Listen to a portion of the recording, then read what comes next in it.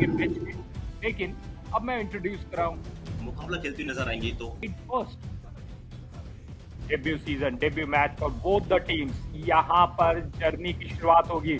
भले युवा कबड्डी का जो जर्नी है 11वें सीजन पे पहुंच गया है, पर इन दोनों टीम का और जैसे खेल शुरुआत होगी सीधी है।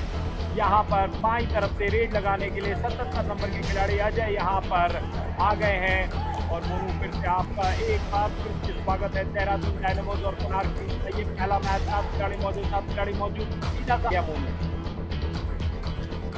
जी बिल्कुल, पहली रेड पर उन्होंने सावधानी बरती और वापस चले आए। कोणार्क किंग्स की तरफ से रेडर एंकल होल्ड करने का प्रयास तो किया, 1 पॉइंट बगल नहीं करेंगे जब तक आप बगल में इन्वॉल्व नहीं होंगे। वो जो गलियारा है, वो जो लॉबी है, वो नहीं खुलता है। लॉबी तभी खुलता है, लॉबी का गेट भी खुलता है जब आप संघर्ष करेंगे, वरना आपको ग्रीन में यहाँ पर और करुणाकर बेहरा 1 पॉइंट देहरादून डायनामोज यहाँ पर मध्य रेखा को क्रॉस नहीं कर पाए हैं। मोनू, आप बता रहे थे कि 2 रेड के बाद अगर आप कोई संघर्ष में शामिल नहीं रहते तो अगला रेड जो होता है, यानी तीसरा रेड होता है डू और डाई रेड। राजेश यहाँ पर लगातार प्रयास करें और जिंदगी में भी आपको मूव ऑन करना पड़ता है, और कबड्डी भी यही सिखाता है कि हर बार आप एंटी रेड नहीं लगा सकते, आपको मूव ऑन करना पड़ेगा। या तो करो या तो मरो, लेकिन इस बार डू और डाई आउट हाई होल्ड वहां पर करने का प्रयास, उसमें सफलता मिली है। बोनस का ट्राई, साथ में अटैक भी आया। ये कुछ बड़ी रेड होने वाली है। रेडर से bonus plus 3 points Dehradun dynamos. जैसे नंबर 5 77 एंड 33 आउट। 3 4 तो नहीं, जी हाँ बिल्कुल 3 टच पॉइंट और साथ में क्या वहां पर बोनस भी है। ये ऑपोजिशन को पूरा सफाया कर दिया गया।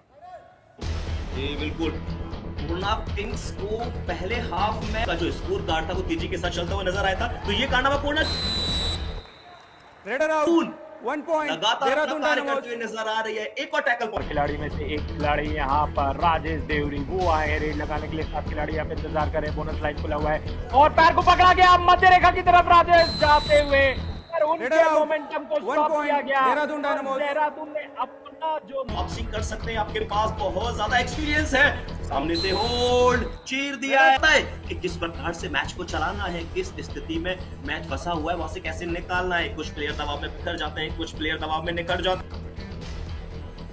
देहरादून ने स्ट्रगल यकीनी तौर पे नहीं किया, लेकिन अगर आप याद करेंगे मोनू, तो पहले जो 4 मिनट थे वहां पर कोणार्क आगे थे। असफल रहे हैं, सफलता मिली देहरादून डायनामोस के रेडर को। बैक होल्ड यहाँ पर क्या पकड़े जाएंगे। रेडर आउट पकड़ लिए नवनीत। सुपर टैकल की अपॉर्चुनिटी एक बार फिर से कोणार्क के पास, या फिर ऑल आउट की अपॉर्चुनिटी है देहरादून के पास। लेकिन फिलहाल इस मुकाबले का पहला सुपर टैकल देखने को मिला है। कोणार्क किंग्स ने ये कारनामा करके दिखाया। वो डायरेक्ट देखने को मिला है और दोनों खिलाड़ियों का सफाया, बिल्कुल सफाया होगा। और स्वच्छ भारत अभियान के तहत किया कोचेस से देहरादून ने बोला है कि रिलैक्स करके रहिए और खेल खेलते रहिए, और अपने खिलाड़ी उदित को वहां पर बहुत ही मोटिवेटिंग बात कही कोच ने। और नीरज को जाना पड़ेगा बाहर। जी मैं बिल्कुल वही सोच रहा था कि वहां पर चलते हुए शिकार को पकड़ा, उन्हें अंदाजा भी नहीं था कि मेरा एंकल को पकड़ लिया जाएगा। ये वहां मामले में पूरी तरह से आ गया। वो थोड़ा सा मध्यम और ट्रस्ट बना के रखा है, अपने मोमेंटम अपना मिडिल लाइन की तरफ बनाया। फिलहाल आ गई है देहरादून डायनामोस की तरफ से डू और डाई रेड। यहाँ पर पॉइंट लाना बहुत जरूरी, वरना कुछ और हो सकता है। लेकिन देहरादून डायनामोस धीमा कर लेते हैं तो ज्यादा नुकसान नहीं होगा, क्योंकि उनके पास अच्छा खासा मोमेंटम देखने को मिला है।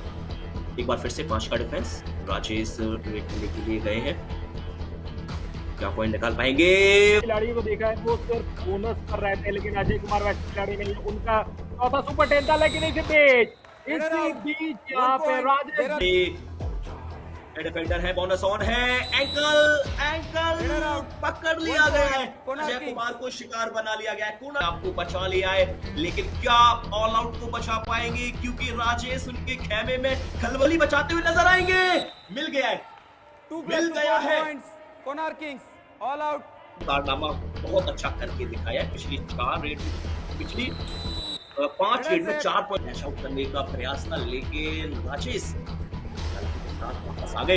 यहाँ गए बाहर, और प्रकाश के बाहर जाने से दीपक का उजाला यहाँ पर हुआ है। विकास और दीपक दोनों का अर्थ लगभग सिमिलर। 40-25 का स्कोर और अजय देहुरी यहाँ पर 2 पॉइंट लाते हुए अपने टीम के लिए। ये जो नजदीकियां है ये बढ़ रही है और सिर्फ 13 पॉइंट का डिफरेंस है। और मैं ये सिर्फ 13 इसलिए कह रहा हूँ क्योंकि पहले ये जो गल्फ था, ये जो दूरियां थी, ये बहुत बड़ी दूरियां खेला है। वापसी की पूर्णा किंग्स ने, नो डाउट, लेकिन अभी के पास अभी भी अपॉर्चुनिटी है। इस बार हो जाएगा शिकार राजेश का। डबल थाई होल्ड और साथ में एक ब्लॉक भी देखने को मिला था। ये बड़ी मछली का शिकार किया इस समय देहरादून डायनामोस ने, क्योंकि राजेश एकमात्र ऐसे रेडर थे जो लगातार स्ट्रगल कर रहे थे और टीम को जिताने का प्रयास कर रहे थे, पॉइंट भी लेकर आ रहे थे। अगर आप ऐसे रेडर को बेंच पर भी लगाया था कि रेडर को बाहर ले जाते जाते एक डिफेंडर खुद बाहर चले गए, जिसके चलते दोनों टीम्स को एक पॉइंट दिया गया है। 1.5 मिनट बची हुई और इन 1.5 मिनट्स में कोणार्क किंग्स लगातार अपनी वापसी का डंका बजाते हुए भरपूर प्रयास कर रही है। एक और टैकल पॉइंट निकाल लिया है। अच्छा, वहां पर अटैक किया था, सिंगल एंगल होल्ड किया है और उसमें देहरादून की टीम, अजय कुमार वहां पर इस रेड में कुछ पॉइंट्स लेकर गया है। और क्या ये चेन को तोड़ेंगे? क्या ये मध्य रेखा को क्रॉस करके पूरे टीम का यहाँ सफाया किया है? नहीं कर लिए इस एडिशन की। वो गवा दिए थे देहरादून।